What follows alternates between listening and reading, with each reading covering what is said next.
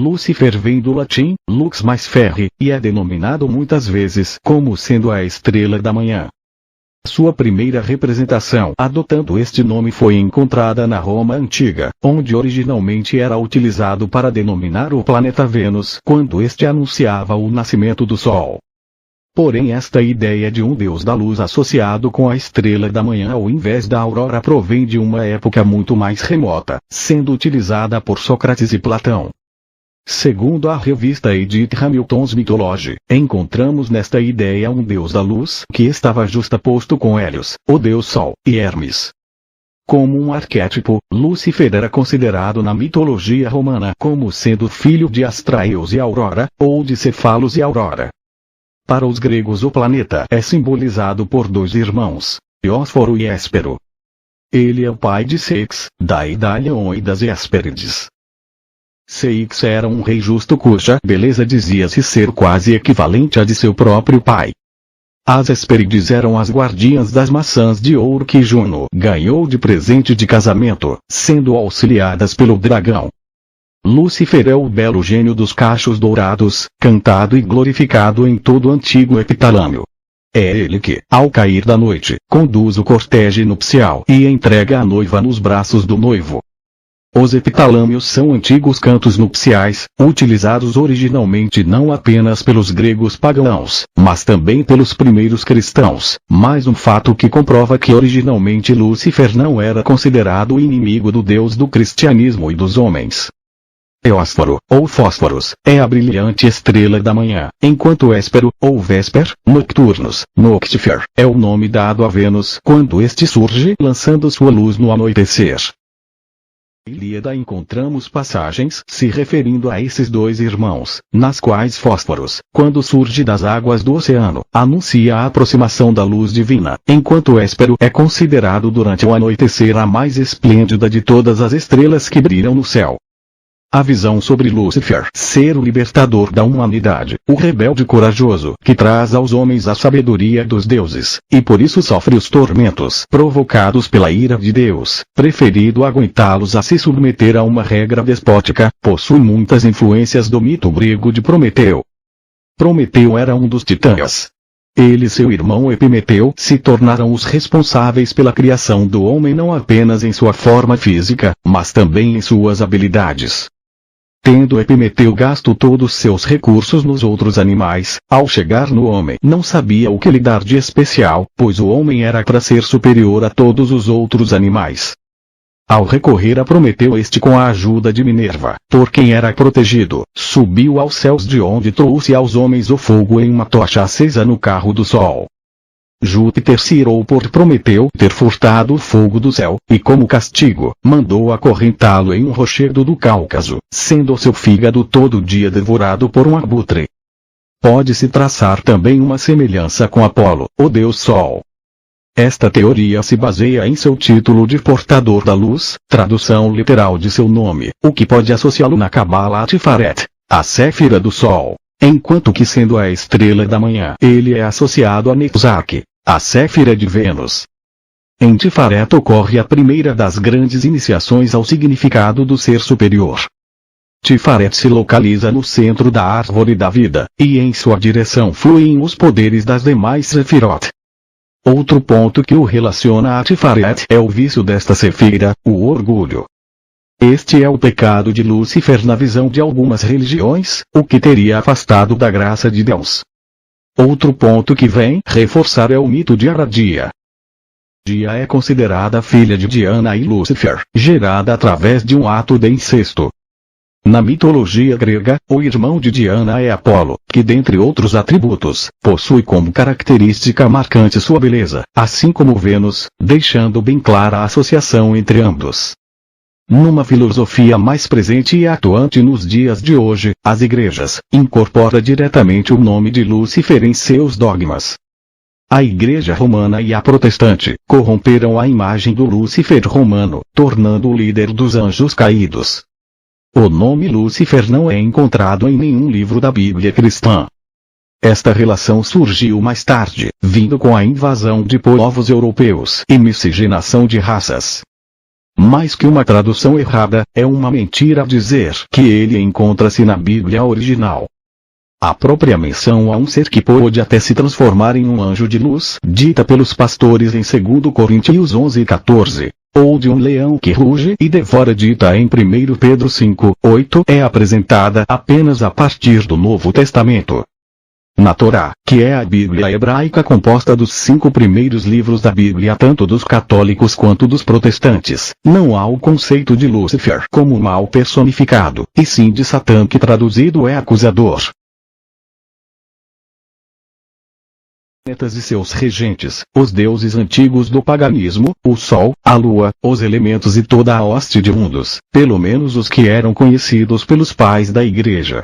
Todos foram difamados e endemoniados pelo insaciável desejo de provar um mentiroso sistema teológico, construído a partir de antigos materiais pagãos.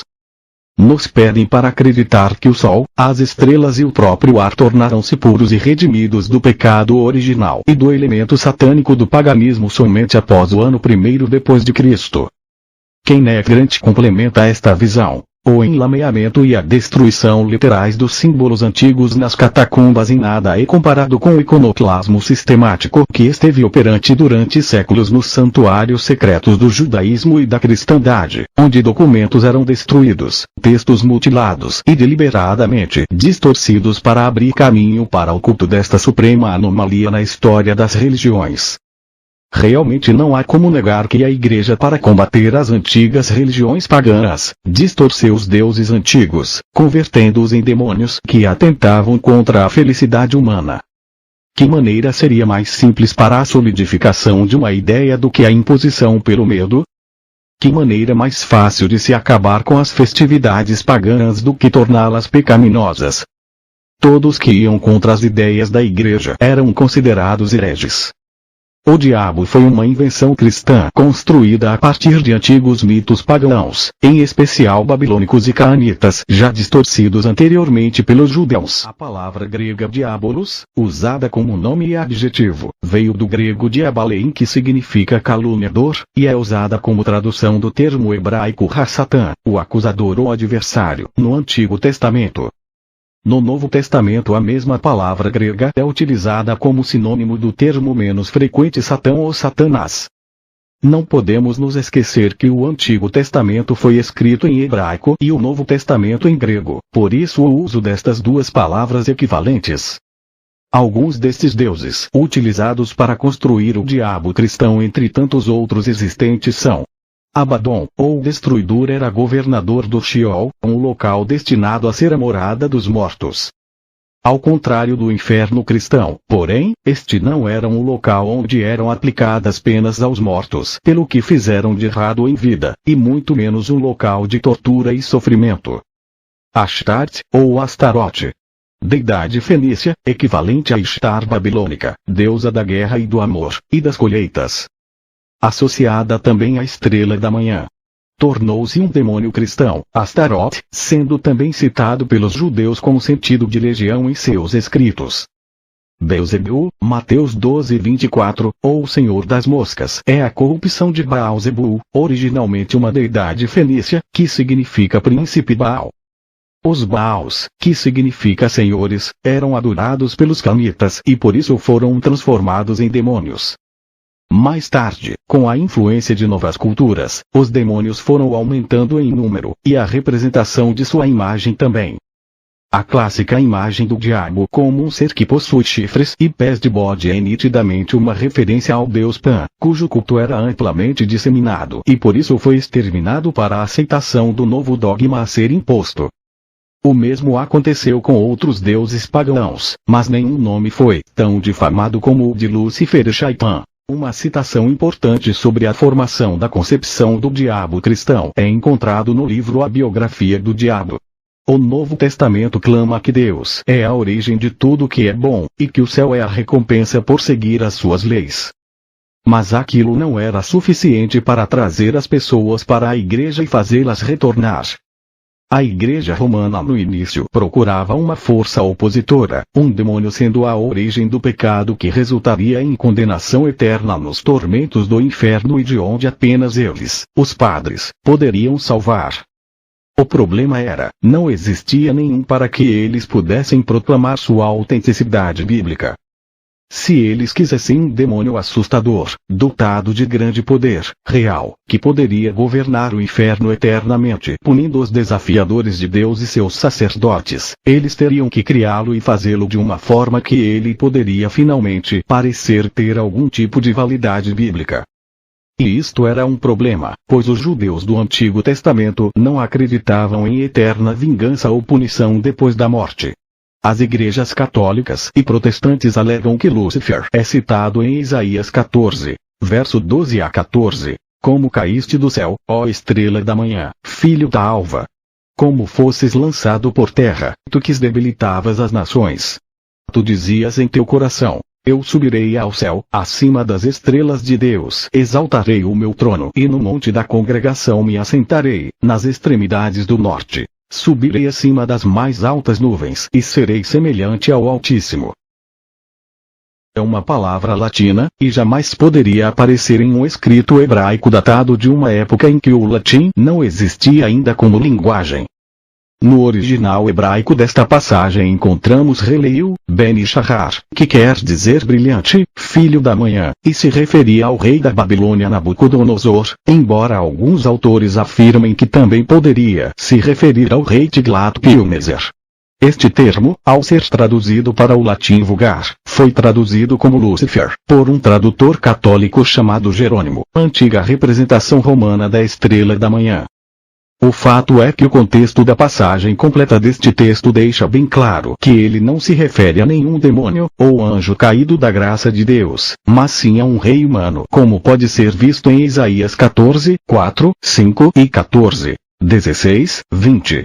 Então proferirás este motejo contra o rei da Babilônia e dirás, como cessou o opressor? Como terminou a tirania? Quebrou o eterno a vara dos perversos e o cetro dos dominadores. Os que te virem te contemplarão, hão de ficar-te e dizer-te. É este o homem que fazia estremecer a terra e tremer os reinos? Que punha o mundo como um deserto e assolava as suas cidades? Que a seus cativos não deixava ir para casa? Todos os reis das nações, sim, todos eles jazem com honra, cada um no seu túmulo. Mas tu és lançado fora de tua sepultura, como um renovo bastardo, coberto de mortos transpassados à espada, cujo cadáver desce a cova e é pisado de pedras. Esta passagem mostra claramente a queda deste rei, ou seja, sua morte, e o desprezo com que ele seria recebido pelos mortos no Sheol. Como dito anteriormente, não encontramos em nenhum livro do Antigo Testamento a ideia de demônios como sendo entidades que governam sobre o inferno ou que eram dotados da função de punir os infiéis após a morte. Eles são vistos no misticismo hebraico, citado em um Talmud, como sendo descendentes de Lilith, primeira mulher de Adão, e como capazes de causar doenças e possuir corpos, mas nunca como entidades capazes de fazer com que o homem seja tentado a cometer o mal. Podemos encontrar a ideia de anjos se rebelando contra Deus e sendo precipitados, no apócrifo judeu livro de Enoque, utilizado mais tarde pelos sacerdotes e hoje por teólogos para sua concepção de demônio. Outra evidência de que o nome Lúcifer não era originalmente associado ao demônio é a existência de um bispo cristão de Cagliari no século IV ou V que se chamava Lúcifer. A partir apenas do século XIII os hereges foram chamados de luciferianos.